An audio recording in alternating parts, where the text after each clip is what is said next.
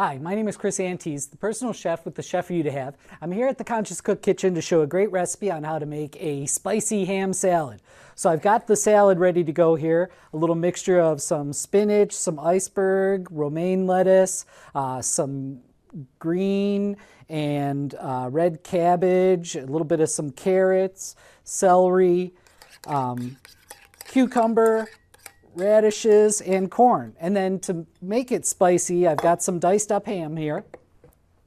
It's already been cooked and ready to go. And I'm going to make a little spicy dressing for it that I'm going to toss the ham in and then put that on top of the salad. So I've got a little bit of mayonnaise in here, and then my favorite spicy thing, sriracha, which is a great chili paste, nice and spicy. So we're going to put the ham right in here. Mix it around in that nice little spicy mixture. And then we're just going to put that right on top of the salad.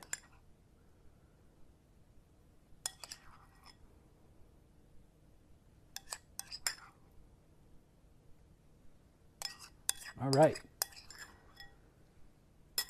So there you go. A spicy ham salad.